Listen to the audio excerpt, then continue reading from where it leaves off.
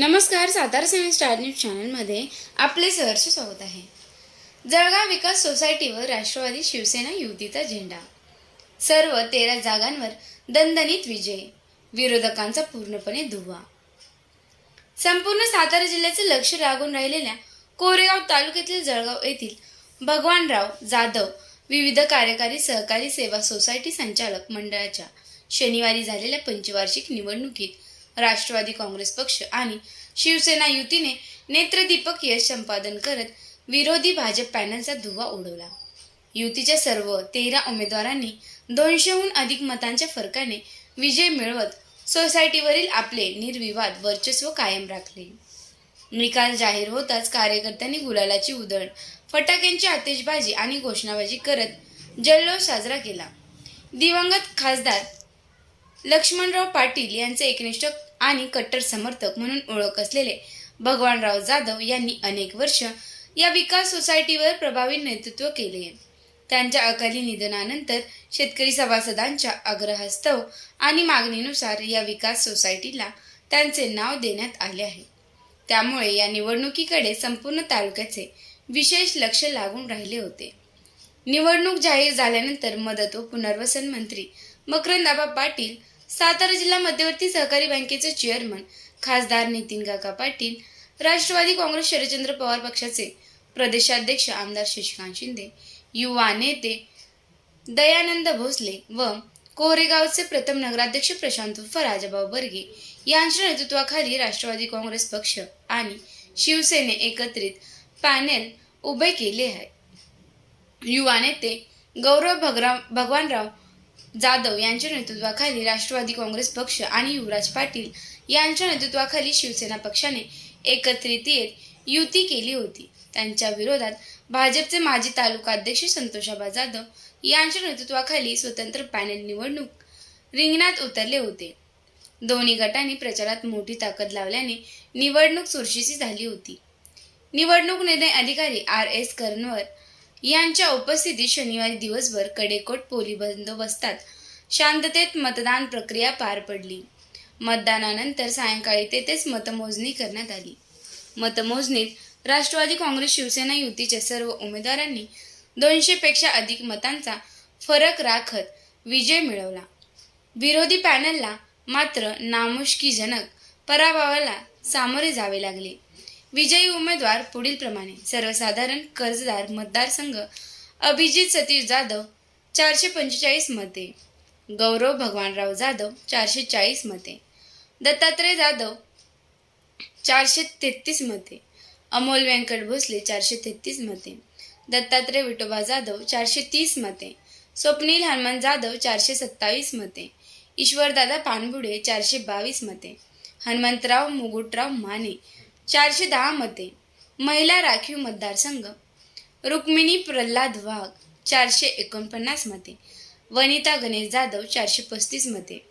अनुसूचित जाती जमाती राखीव मतदारसंघ मनोज अर्जुन माने 460 मते. विमुक्त जाती भटक्या जमाती व विशेष मागास प्रवर्ग राखीव मतदारसंघ विष्णू महादेव शिडतुरे 456 मते.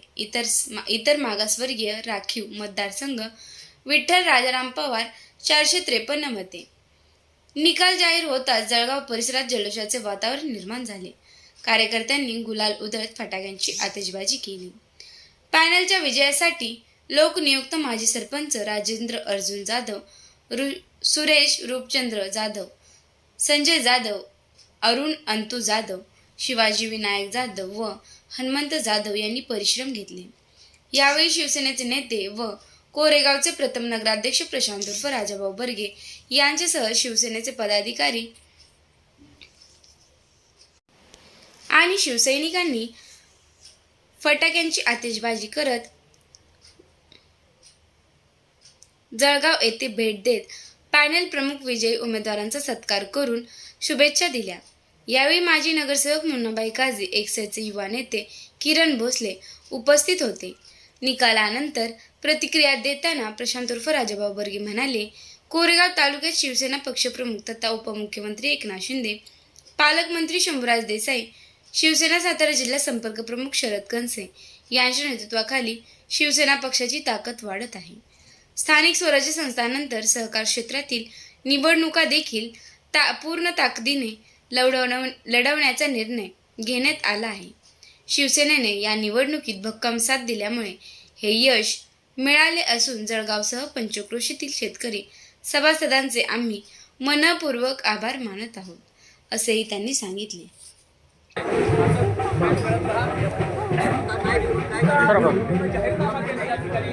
जाहीर केलेला आहे की आज 500 रुपयाला मिळणारे नाव कुणाचं दिलं, स्वतःची प्रॉपर्टी समजता असं काही नाही. स्वतःची प्रॉपर्टी नाही, फक्त त्या व्यक्तीचं यासाठी 40-42 वर्ष योगदान होतं आणि म्हणून आज आपण त्या संस्थेला संपूर्ण सभासदांची मान्यता घेऊन वार्षिक सभेमध्ये आपण त्याचा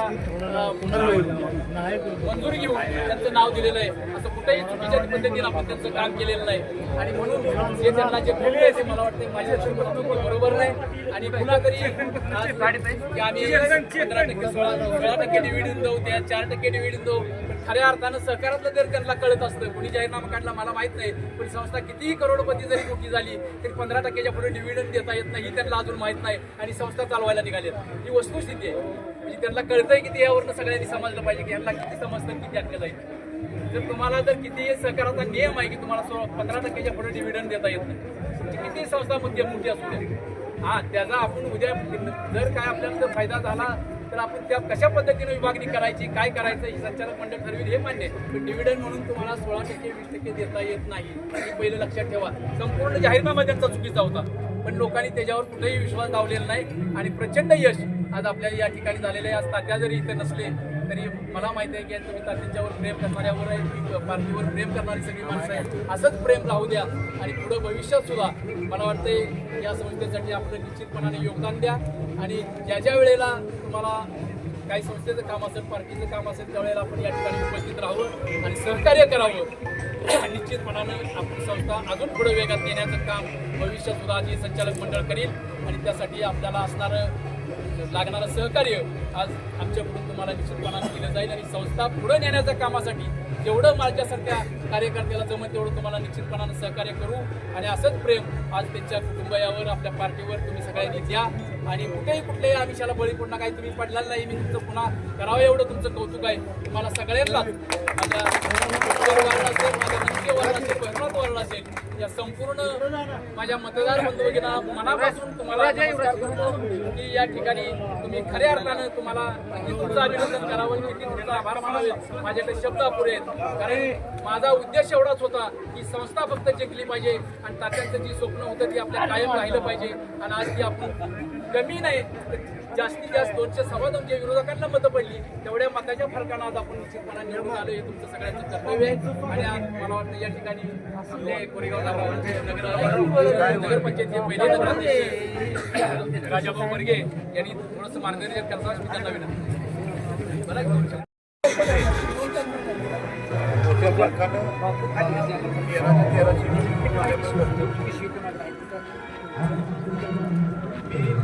स्वतः सगळ्या विजयी उमेदवारांचं स्वागत करतो व ज्यांनी मतदारांनी सहकार्य केलं त्यांचं ग्रामस्थांचं स्वागत करतो.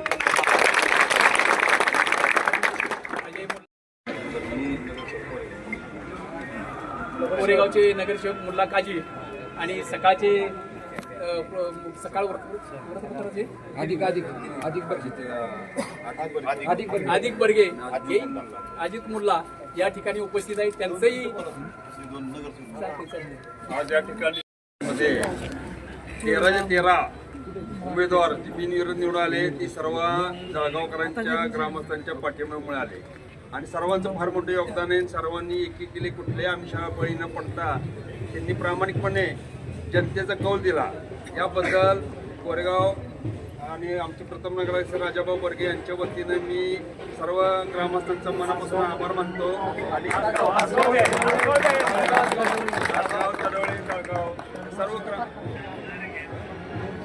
200 फरकाने शिटा आल्याबद्दल या सर्व ग्रामस्थांचा मी आभार मानतो आणि सर्व उमेदवार जे आले त्यांचे मनापासून आभार मानतो. त्यांना भावी भविष्याची शुभेच्छा देतो.